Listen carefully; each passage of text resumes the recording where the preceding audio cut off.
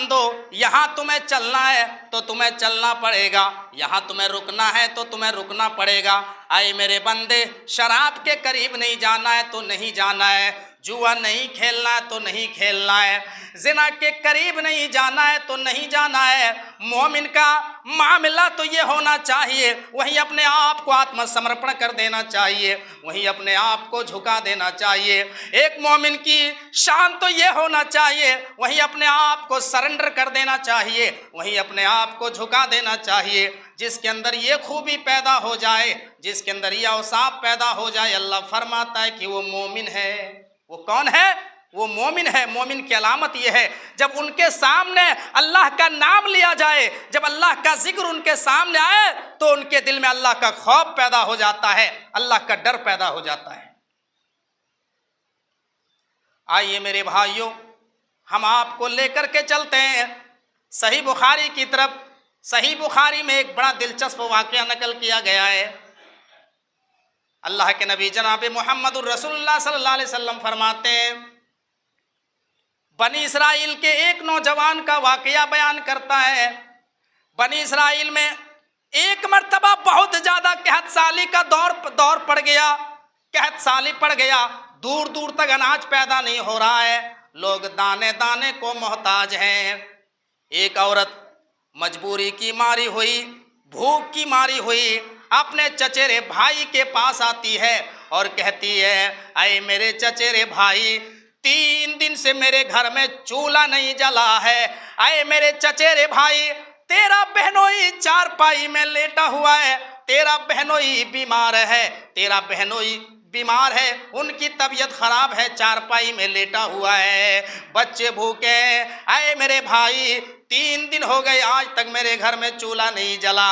आए मेरे भाई, अल्लाह ने आपको दौलत से नवाजा है। आए मेरे चचेरे भाई, अल्लाह ने आपको माल से नवाजा है, अल्लाह ने आपको दिनार से नवाजा है, अल्लाह ने आपको दिरहम अता किया है। आए मेरे भाई, मुझे चंद टके दे दीजिए, मुझे चंद दिरहम दे दीजिए, ताकि मैं उन दिरहम से अनाज को खरीद करके अपने बच्चों को खिला सकूं और अपने पेट को भर सकूं, अपने बच्चों के पेट को भर सकूं। वो नौजवान एक शर्त रखता है, कहता है, आए मेरी बहन, तू मेरी चचेरी बहन है, अपनी सगी बहन नहीं है, लिहाजा एक शर्त तुम्हें मानना पड़ेगा। अगर ये शर्त तुम मान जाती है तो हम तुम्हें 120 दिनार दे देंगे। कितने? 120 दिनार। अल्लाहु अकबर। जब इंसान के ऊपर मजबूरियां आती है तो शर्तें भी मानता है। अल्लाह हम तमाम मुसलमानों के ऊपर ऐसे हालात आने से बचाए। वो नौजवान कहता है, ऐ मेरी बहन, मैंने तुझे बहुत लाइक किया है, मैंने तुझे बहुत ज़्यादा पसंद किया है, और कई साल मैंने अपने दिल में ये ख्याल पैदा किया कि मैं तेरे सामने मोहब्बत और प्यार का इजहार करूं, लेकिन अपने चचा की ज़िंदगी में मैं नहीं कर सका, मेरी हिम्मत नहीं हुई। फिर मेरे चचा का इंतकाल हो गया, फिर तेरी शादी मेरे चचा ने इंतकाल से पहले किसी दूसरे लड़के से कर दी, मैं ऐसे ही तड़पता रह गया। वो लड़की जवाब देती है, अरे मेरे चचेरे भाई, अगर तू यही करना चाहता था तो इस्लामी जो तरीका है, मेरे पास निकाह का पैगाम भेजता, फिर मैं अपने वालिदैन से बात करती, फिर ये जायज़ था, ये इस्लामी तरीका था, लेकिन मैं तेरे लिए हलाल नहीं हूँ। आए मेरे भाई, मेरी मजबूरी ने तुम्हारे पास खींच लाई है। आए मेरे भाई, मुझे मजबूर ना करो, मुझे मजबूर ना करो, मुझे दिनार दे दो, मैं अनाज खरीद करके अपने बच्चों का पेट भरने वाली हूँ। वो नौजवान ने शर्त रख दी कि मैं तुझे 120 दिनार दे रहा हूं, इस दिनार को ले जाओ और अनाज खरीद करके अपने बच्चों का पेट भरो, अपने बच्चों को खिलाओ, लेकिन शर्त यह है कि आज की रात तुम्हें मेरे पास सोना पड़ेगा, आज की रात मेरे साथ तुम्हें गुजारना पड़ेगा। अल्लाहु अकबर। उस लड़की ने मुस्बत अंदाज में जवाब दिया कि ठीक है, हम आ जाएंगे। रात का टाइम हुआ, वो औरत चली आई। वो औरत आने के बाद उसके आंखों में आंसू हैं, ज़ारों के तार रो रहे हैं, और वो नौजवान तरह तरह के दिल में ख्यालात पाले हुए हैं कि आज हम आज हम जो कई वर्षों से ये जो हमने तमन्ना किया है, आज मेरे दिल की तमन्ना पूरी होगी, आज मेरी हसरत पूरी हो जाएगी, आज तो मजा आ जाएगा, आज तो हम ये कर देंगे। वो नौजवान तरह तरह के ख्यालात लेकर के बैठा हुआ है कि आज हम बरसों की मोहब्बत जो है इसके ऊपर उतारेंगे। वो औरत चली आई, वो लड़की अपने चचेरे भाई के पास चली आई और जैसे ही आई उनकी आंखों में आंसू हैं कि अल्लाह मुझे किस मजबूरी ने इनके दरबार में ले आई। वो नौजवान कहता है, अरे औरत, अरे लड़की, तू क्यों रो रही है? अभी तो मैंने तेरे साथ जिना किया भी नहीं है, अभी मैंने तेरे साथ गलत काम किया भी नहीं है, तुम क्यों रो रही है? वो औरत कहती है, अरे नौजवान, मैं तेरे लिए हलाल नहीं हूँ, मैं अपने शौहर के लिए हलाल हूँ, मैं तेरे लिए हलाल नहीं हूँ। वो नौजवान अपने चचेरी बहन का हाथ पकड़ता है, बहन का हाथ पकड़ता है। वो औरत हाथ को झटक देती है, छिड़क देती है और कहती है, ऐ नौजवान इत्तकिल्लाह, ऐ नौजवान अल्लाह से डर, ऐ नौजवान जहन्नम की आग को अपने दिमाग में पैदा कर, जहन्नम की तपिश को याद कर, कब्र के खौफनाक मंजर को याद कर, जहन्नम की सजा क्या होगी, जहन्नम तुम कैसे बर्दाश्त कर पाओगे, तुम्हें मालूम नहीं है। इत्तकिल्लाह, ए नौजवान अल्लाह से डर जा। इतना सुनना था कि उस नौजवान के दिल में असर कर जाता है, वो नौजवान डर जाता है, उस नौजवान के दिल में अल्लाह का खौफ पैदा हो जाता है, उस नौजवान के बदन में कपकपी तारी हो जाती है। तो यही कुरान कहता है, इन्नमल मोमिनून अल्लज़ीना इज़ा ज़ुकिरल्लाहु वजिलत क़ुलूबुहुम, ऐ लोगो, मोमिन तो वो होते हैं जब उनके सामने अल्लाह का नाम लिया जाए, जब उनके सामने अल्लाह का जिक्र आए, जब उनके सामने अल्लाह का नाम लिया जाए तो उनके दिल डर जाते हैं, उनके बदन में लर्जा तारी हो जाती है, उनके बदन में कपकपी तारी हो जाती, उनका दिल खौफ हो जाता है, उनका दिल डर जाता है। जिनके अंदर यह औसाफ पैदा हो जाए, जिनके अंदर ये खूबी पैदा हो जाए, अल्लाह फरमाता है कि वो मोमिन है। वो कौन है? वो मोमिन है जिनके सामने अल्लाह का जिक्र आए और उनके दिल कांप उठे। मेरे भाइयों, ये मोमिन की पहली सिफत है। अपने अंदर ये सिफत पैदा कीजिए। हम इस वाक़े से हमारे समाज के नौजवानों को हम मैसेज देना चाहते हैं कि तुम्हारे पास भी बहुत सारे ऑफर आते हैं गुनाह के, तुम्हारे पास भी इस तरीके के बहुत सारे ऑफर आते हैं, लेकिन उस मौके पर तुम अपने अंदर इत्तकिल्लाह, अल्लाह का डर पैदा करो, अल्लाह का खौफ पैदा करके उस गुनाह का इरादा तर्क कर दो। जो इस तरीके का खौफ अपने अंदर पैदा कर जाता है, ऐन मौके पर अल्लाह रब्बुल आलमीन कुरान करीम के अंदर फरमाता है कि दर हकीकत यही मोमिन है। मोमिन की पहली सिफत यही है कि जब उनके सामने अल्लाह का नाम आए तो वो डर जाते हैं, उनके दिल के अंदर खौफ पैदा हो जाता है। तारीख के अंदर एक बहुत बड़े बादशाह गुजरे हैं, शेख हमीदुद्दीन अबू हाकिम अल कुरैशी,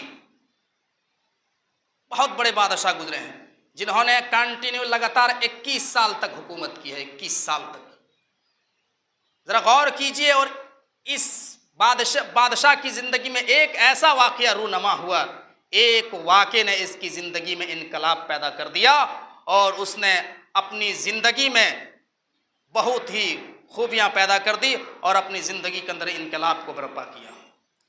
शेख हमीदुद्दीन 21 साल तक हुकूमत की। यहाँ तो साहब 10 साल हुकूमत क्या मिल गई, किस तरीके से मुल्क के अंदर तानाशाही पैदा कर रहे हैं। हालात अभी देख रहे हैं क्या है हमारे मुल्क का हालात। 10 साल की कुर्सी के नशे में इतने धुत हो गए साहब, किस तरीके से किसानों के ऊपर टीयर गैस के गोले बरसाए जा रहे हैं, आंसू गैस के गोले दागे जा रहे हैं, किस तरीके से जिसको लोकतंत्र की मंदिर कहा जाता है, वहाँ पर किस तरीके से जो हक की आवाज़ को बुलंद करना चाहते हैं उसको संसद से बाहर कर दिया जाता है, उसको संसद से निकाल दिया जाता है, सस्पेंड कर दिया जाता है ताकि हक की आवाज़ को बुलंद न कर सके। पिछले दिनों आपने देखा नहीं किस तरीके से मौलाना सलमान अजहरी साहब के ऊपर एक शेर पढ़ा, और इस मुल्क में इस तरीके के बहुत बयानबाजी होते रहते हैं लेकिन उनके ऊपर कोई गिरफ्तारियां नहीं हुई, उनके ऊपर एसआई टीम नहीं भेजी गई, लेकिन मौलाना सलमान अजहरी ने सिर्फ एक शेर पढ़ा और उस शेर पर तुरंत बिला वारंट गिरफ्तार हुए। ये क्या हो रहा है? ये हुकूमत की नशा है, ये कुर्सी की नशा है। सुनिए, मैं आपके सामने एक दर्दनाक वाकया पेश करने जा रहा हूं। शेख हमीदुद्दीन अबू हाकिम कुरैशी, जिन्होंने 21 साल तक लगातार हुकूमत की, और उनका ये मामूल था कि वो रोजाना अपने गार्डन में घूमने के लिए जाया करता था, टहलने के लिए जाया करता था, और उसके पास एक खजूर का बाग था। उस बाग में एक शानदार महल था, बाग के बीचों बीच में एक खूबसूरत महल था, एक खूबसूरत महल था, और उस महल के अंदर एक लौंडी को उस बादशाह ने मुतय्यन कर दिया था अपनी खिदमत के लिए, अपने बिस्तर को लगाने के लिए। बादशाह जब गार्डन के अंदर टहलने के लिए जाया करता था, तो जब थक करके वो महल के अंदर दाखिल होते थे तो अपने बिस्तर में लेट जाया करते थे। वो खादिमा अपने आका के लिए, बादशाह के लिए बिस्तर लगाया करती थी। एक दिन लौंडी जब बिस्तर लगा के तैयार कर दी, तो लौंडी ने सोचा कि चलो आज मैं इस बिस्तर में खुद ही लेट करके देखती हूँ, खुद ही आराम करके देखती हूँ। रोजाना बादशाह इसमें आराम करता है, इस आरामदेह बिस्तर में बादशाह रोजाना सोता है, आखिर इसमें क्या मजा है, हम भी 2 मिनट आराम कर लें। वो लौंडी बिस्तर लगा करके जैसे ही उस बिस्तर में लेटी, इतनी नरम बिस्तर थी, इतनी लजीज बिस्तर थी कि जैसे ही वो लौंडी लेटी, लेटते ही उसको फौरन नींद आ गई, नींद तारी हो गई। सोते ही मज़ा आ गया और वो नींद में चली गई, गहरी नींद में चली गई। इतने में थोड़ी देर के बाद शेख हमीदुद्दीन वहाँ दाखिल हुए, अपने महल के अंदर दाखिल हुए। उन्होंने देखा कि मेरे बिस्तर में ये गुस्ताख लौंडी क्या कर रही है, इनकी हिम्मत कैसे हुई हमारे बिस्तर में सोने की, इनकी हिम्मत तो देखो, हमारे बिस्तर में ये कैसे सो गई। बादशाह को गुस्सा आया, हमीदुद्दीन को गुस्सा आया, उसने कोड़ा उठाया, और उठाने के बाद एक कोड़ा जोर से उस खादिमा को मारा एक कोड़ा। वो औरत, वो खादिमा, वो लौंडी तिलमिला के उठ जाती है, सुगबुगा करके उठ जाती है, और उठ करके बैठ जाती है और ज़ारों की तार रोने लगती है। बादशाह ने एक और कोड़ा मारा, पूरा तेज एक और कोड़ा मारा, उसके बदन से खून टपकने लगा, खून गिरने लगा। बादशाह ने तीसरा कोड़ा लगाया, लेकिन जब बादशाह ने तीसरा कोड़ा लगाया तो वह औरत हंसने लगी, हे। तीसरा कोड़ा पड़ते ही उस औरत के चेहरे में हंसी आ गई। बादशाह ने गुस्से में चौथा कोड़ा मारा, खूब तेज कोड़ा मारा, चौथा कोड़ा मारा, पांचवा कोड़ा मारा। बादशाह कोड़े पर कोड़े बरसाते जा रहे हैं, और वो औरत रोने के बजाय खिलखिला करके हंसती जा रही है। वो औरत हंसती जा रही है, वो लौंडी हंसती जा रही है। बादशाह को गुस्सा आया, उसने 10 कोड़े लगाए, और 10 कोड़े लगाने के बाद कोड़ा जमीन के ऊपर फेंक दिया और कहा, अरे गुस्ताख, अरे लौंडी, अरे गुस्ताख, क्या तुम्हें दर्द नहीं हो रहा है? तेरे जिस्म को मैंने इतना मारा और चोटें आई, लेकिन क्या तुम्हें दर्द महसूस नहीं हो रहा है? आखिर तू क्यों हंस रही है? आखिर तुम्हें किसने हंसने पर मजबूर किया? क्या माजरा है? तुम क्यों हंस रही है? वो औरत जवाब देती है, अय हमीदुद्दीन, अय बादशाह सलामत, मैं इसलिए हंस रही हूँ कि मैं 2 से 5 मिनट तेरी बिस्तर में सोई हूँ। अय बादशाह सलामत, जब थोड़ी देर तेरी बिस्तर में सोने की सजा तेरे दरबार में ये है, थोड़ी देर जब तेरे बिस्तर में सोने की सजा ये है, तो जो इस बिस्तर में हमेशा आराम करता है, जो इस बिस्तर में हमेशा सोता है, उसकी सजा कल क़यामत के दिन अल्लाह रब्बुल आलमीन के यहाँ क्या होगी? कल क़यामत के दिन उसकी सजा क्या होगी? शेख हमीदुद्दीन इतना सुनते हैं, सुनते ही वो जो है लरज़ जाते हैं, उनके बदन में अल्लाह का खौफ पैदा हो जाता है, और हमीदुद्दीन हुकूमत को ठोकर मारता है, कुर्सी को लात मारता है, और उलमा की सोहबत में चला जाता है, उलमा इकराम की सोहबत में चला जाता है, और उसने बाकी की ज़िंदगी बाकी की ज़िंदगी जो है इबादत में गुजारी, वो तहज्जुद गुजार बन गए, वो पाँचों टाइम की नमाजी बन गए, वो रोज़ेदार बन गए, वो सदका खैरात करने वाले बन गए। तो यही कुरान में अल्लाह फरमाता है, इन्नमल मुमिनून अल्लज़ीना इज़ा ज़ुकिरल्लाहु वजिलत क़ुलूबुहुम। ऐ लोगो, ईमान वाले तो वो होते हैं, मोमिन तो वो होते हैं, जब उनके सामने अल्लाह का जिक्र किया जाए, जब उनके सामने अल्लाह का नाम लिया जाए तो उनके दिल के अंदर डर पैदा हो जाता है, उनके बदन में कपकपी तारी हो जाती है। अल्लाह फरमाता है कि जिसके अंदर यह औसाफ पैदा हो जाए, अल्लाह फरमाता है कि वो मोमिन है। वो कौन है? वो मोमिन है। किस तरीके से एक बादशाह की जिंदगी में इनकलाब पैदा हुआ और एक ही वाक़े ने उसकी जिंदगी तब्दील कर दी, और वो बादशाह को ठोकर मार करके उसने अपनी बाकी की पूरी जिंदगी उलमा की सोहबत में गुजारी, उलमा के करीब में गुजारी, उसने दीनदारी इख्तियार कर ली। ये क्यों हुआ? जब उसने अल्लाह का नाम सुना, जब उसने अल्लाह का नाम सुना, अल्लाह का जिक्र सुना, तो उसके दिल की दुनिया बदल गई, अल्लाह का डर उसके अंदर पैदा हो गया। जिसके अंदर यह औसाफ पैदा हो जाए, अल्लाह फरमाता है कि वो मोमिन है। हमारी ज़िंदगी में इनकलाब पैदा करने के लिए एक ही वाक़या काफ़ी है मेरे भाइयों। यहाँ तो आपके सीमांचल में कई जलसे होते हैं, मुक़र्रिरीन हजरात को लाखों रुपए का नजराना दे करके बुलाया जाता है, लेकिन उसके असरात कितने मुरत्तब होते हैं। हम अपनी ज़िंदगी में कितनी तब्दीली लाते हैं, कितनी चेंजिंग पैदा करते हैं, कितना इनकलाब पैदा होता है। हमारे समाज में खिताबत के क्या असरात मुरत्तब होते हैं, ये हम भली भांति समझ सकते हैं। अगर दिल के अंदर ज़मीर जिंदा हो और अगर ईमान बाकी हो तो ज़िंदगी में इनकलाब पैदा करने के लिए एक ही वाक़या इंसान के लिए काफ़ी होता है। जिस तरीके से बादशाह की ज़िंदगी में इनकलाब पैदा करने के लिए एक ही वाक़या काफ़ी था, हमारी ज़िंदगी में भी तब्दीली लाने के लिए एक ही वाक़या काफ़ी है। तो मोमिन की पहली सिफत यह है, जब उनके सामने अल्लाह का जिक्र किया जाए तो उनके दिल में अल्लाह का डर पैदा हो जाता है। दूसरी सिफत, अल्लाह रब्बुल आलमीन फरमाता है, वइदा तुलियत अलैहिम आयातुहु ज़ादतहुम ईमाना। मोमिन की दूसरी सिफत तो ये है, जब उनके सामने अल्लाह की आयत पढ़ के सुनाई जाए, जब उनके सामने कुरान की आयतें पढ़ के सुनाई जाए तो उनके ईमान में ज़्यादती हो जाती है, उनका ईमान बढ़ जाता है, उनके ईमान के अंदर ताजगी पैदा होने लगती है। मेरे भाइयों, जिसके अंदर यह औसाफ पैदा हो जाए, अल्लाह फरमाता है कि वो मोमिन है। इस आयत करीमा से पता चलता है कि ईमान घटता है और बढ़ता है, ईमान घटता भी है और ईमान बढ़ता भी है। ये मुहद्दिसीन का मसलक है, आप तफसीर उठा करके देख लीजिए। लेकिन इस दुनिया में कुछ लोगों का अकीदा है कि ईमान घटता बढ़ता नहीं, ईमान अपनी जगह पे कायम रहता है, जबकि मुहद्दिसीन का मसलक है कि ईमान घटता है और बढ़ता है।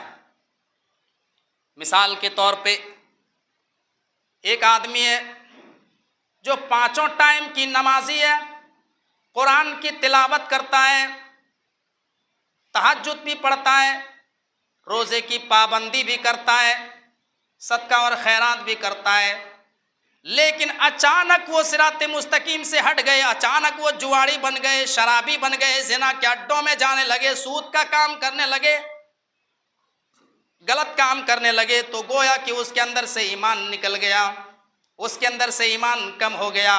और एक आदमी जुआड़ी है, शराबी है, 24 घंटे वो ज़िना के अड्डों में रहता है, शराब का कारोबार करता है, सूद खाता है और बहुत सारे गुनाहों का इर्तिकाब करते हैं, लेकिन अचानक उसके दिल में खौफ पैदा होता है, अचानक उसके दिल में अल्लाह रब्बुल आलमीन का ख्याल पैदा होता है और वो फ़ौरन जो है नमाजी बन जाते हैं, कुरान की तिलावत करने लगते हैं, वो रोज़े की पाबंदी करने लगते हैं, तो गोया कि उसके अंदर ईमान बढ़ गया। तो यही कुरान कहता है, वइदा तुलियत अलैहिम आयातुहु ज़ादतहुम ईमाना। मोमिन तो वो होते हैं जब उनके सामने अल्लाह की आयतें पढ़ के सुनाई जाए, जब उनके सामने कुरान की आयत पढ़ के सुनाई जाए तो उनके ईमान में ज़्यादती हो जाती है, उनका ईमान बढ़ने लगता है। मेरे भाइयों, जलसा क्यों किया जाता है, महफिल क्यों सजाई जाती है? कुरान की आयतें जब पढ़ी जाती है तो हमारे ईमान में ज़्यादती पैदा हो जाती है। लेकिन जब वहाँ से हट जाते हैं तो फिर हमारा ईमान घट जाता है।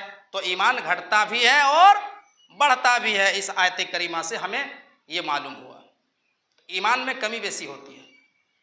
अगर हम ये मान लें फिक़े हनफिया के मुताबिक कि ईमान अपनी जगह पे कायम रहता, ईमान घटता बढ़ता नहीं है, तो मेरे भाइयों जरा सहाबा इकराम की ज़िंदगी को उठा करके देख लो। क्या सहाबा का ईमान और हमारा ईमान बराबर है? नऊज़ु बिल्लाह, कभी बराबर नहीं हो सकता है। हमारा ये अकीदा है कि हम सहाबा इकराम के पैर में लगी हुई मिट्टी का भी मुकाबला नहीं कर सकते हैं।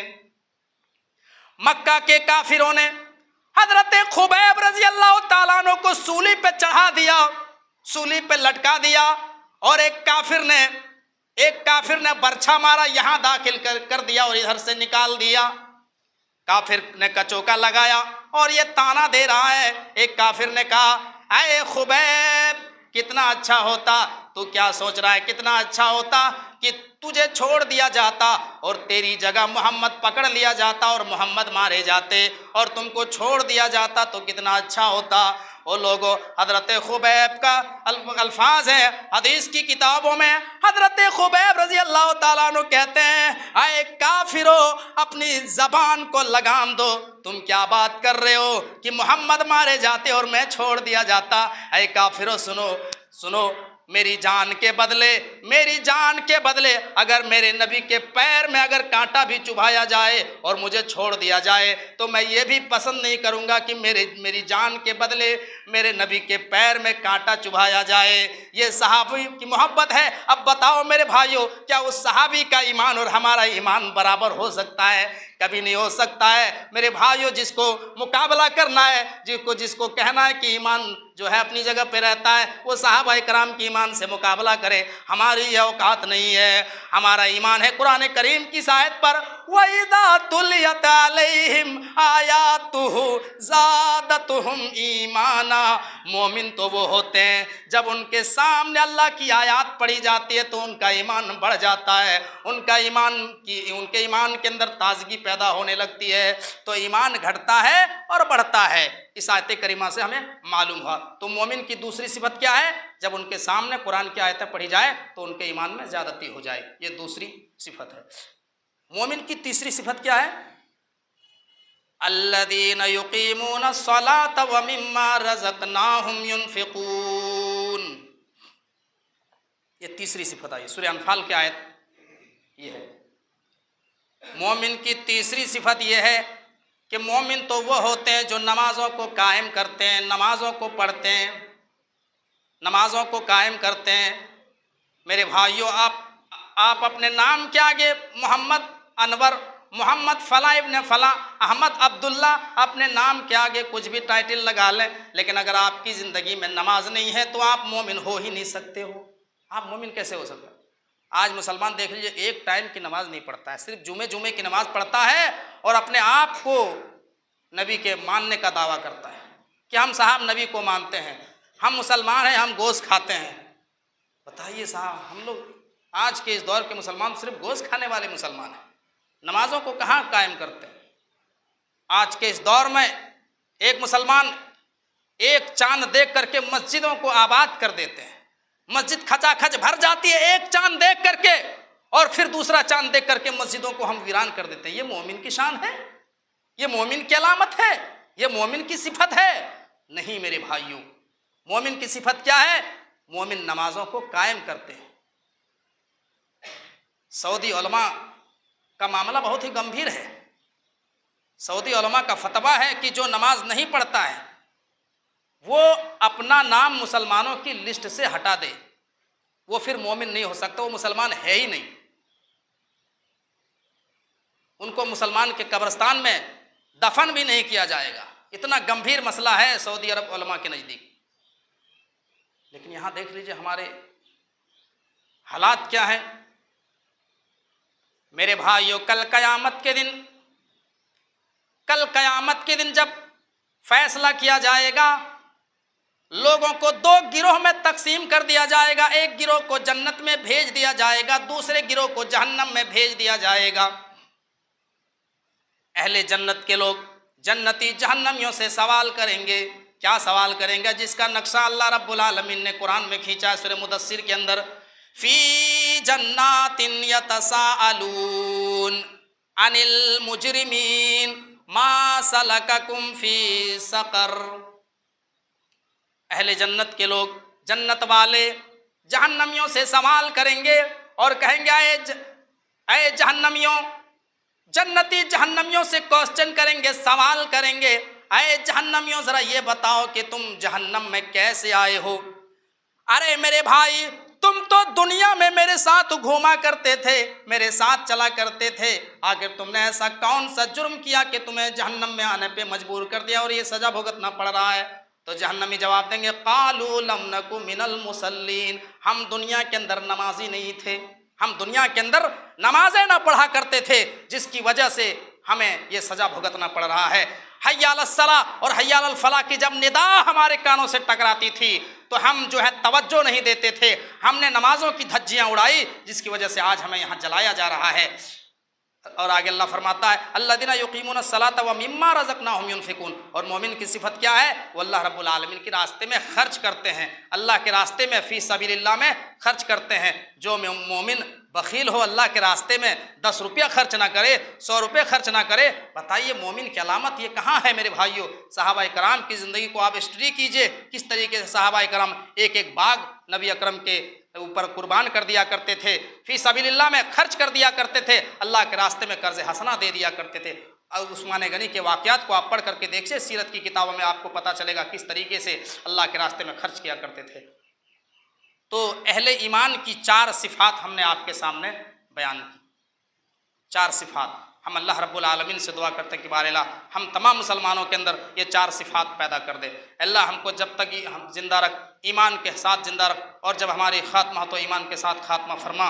अल्लाह समाज और सोसाइटी में जो परेशान हाल हैं उनकी परेशानियों को दूर फरमा, जो बीमार हैं उनको मुकम्मल शिफाए कामिला व आजिला अता फरमा। व आखिरु दावाना अनिल हम्दुलिल्लाहि रब्बिल आलमीन।